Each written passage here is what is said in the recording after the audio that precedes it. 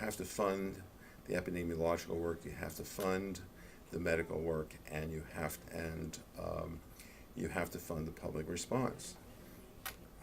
How political it becomes is in the eye of the beholder. The more the disease itself is repellent, or the groups involved is repellent, the more obviously political it is. If we're all in it together, like the polio response to polio, that's not seen as political, but President Roosevelt supported in many ways the response to polio. His campaign manager became the head of the March of Dimes, which raised money for polio. The first money for polio through the March of Dimes was sent to the White House. So even something like that was very, very political. So it's political, it's medical. What was the third? Social. Social, of course. Okay, all of the above. All of the above, yeah. Okay. I don't know if I'm answering your questions No, too you are. broadly. You are. Yeah. That's fine. That's Yeah. perfect, actually.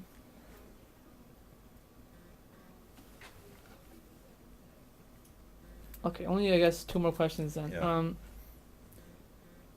If looking back now, Yes. you see exactly what happened, and you Yes. see what you did and how the country handled the crisis. But if you could go back and maybe do something over, what would you do? If I could do something, If you could do something. of course, I had no political power then. Right. I mean, I guess I mean in awareness or advice or some sort of Okay, I mean, most of the things, if I could do them over, would be more personal. I wish I had, because I was young, I had a family, but I think back on people I knew who died of AIDS.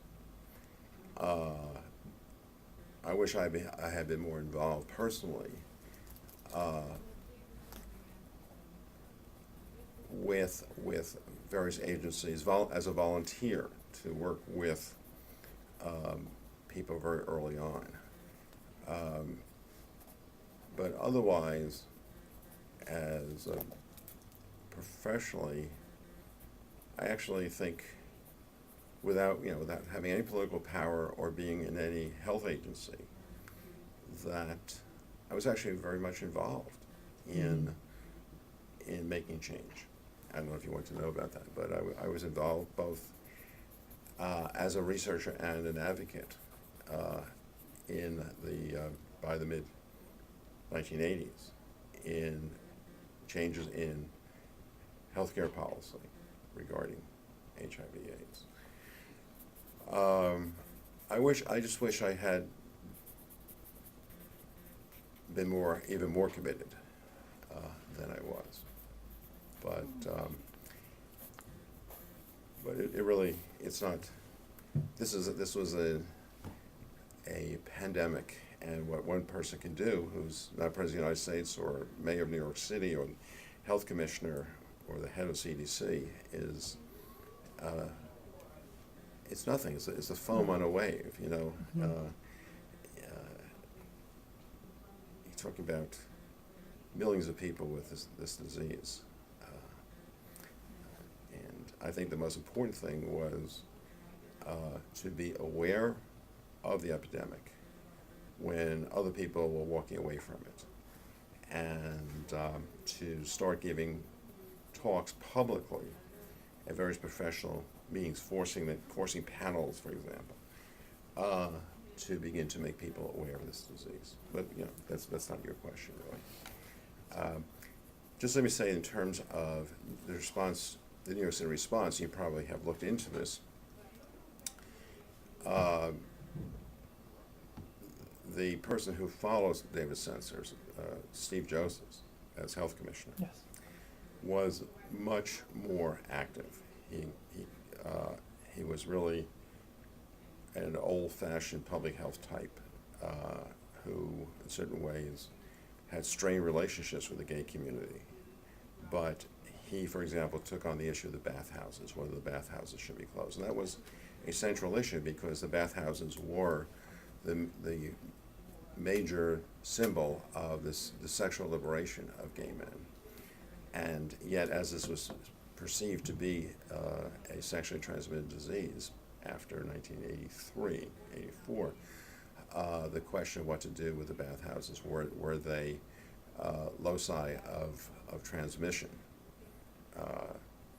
came up. And so you had this classic confrontation between the liberties and cultural expression of the community and public health intervention. And what are the limits? What are the limits of public health? What are the limits of government? What are the rights of people in the community that are affected?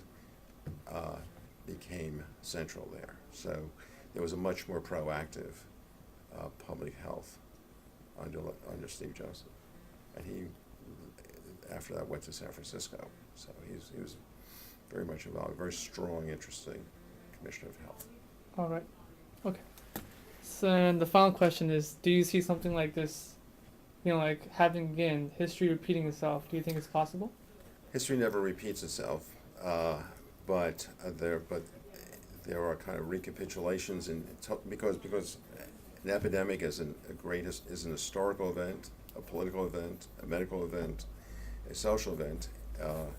It's going to be different even at the same time. The experience of AIDS in New York was different than the experience of AIDS in Newark, which was different than the experience of AIDS in San Francisco. The experience of AIDS in Africa is very, very different than in the United States. Can there be another epidemic? I suggest you read Camus' novel *The Plague*, which is a novel full of metaphors about the Black Death coming to Oran in North Africa, and it's also supposed to be a metaphor for the resistance to the fascists, to the Nazis. And at the end of the book, Camus says, okay, the plague is over. We can open the gates of the city. The crowds pour out. They act as if they want to forget the epidemic, as if it never existed, which is how people responded to the great pandemic of 1918, 1919, the flu, the influenza epidemic. But the microbes are sequestered someplace in the city, and they will return.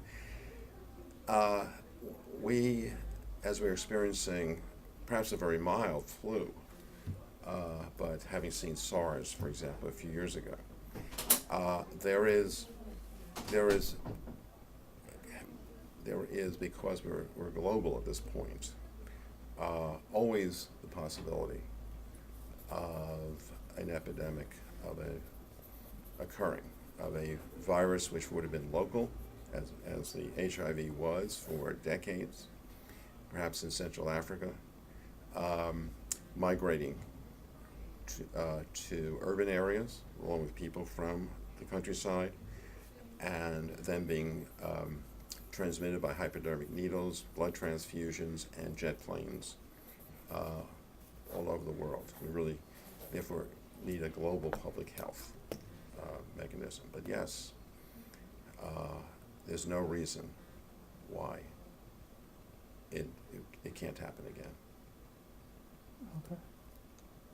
Okay. Thank you. That's all I had. Thank you. So I'll close this.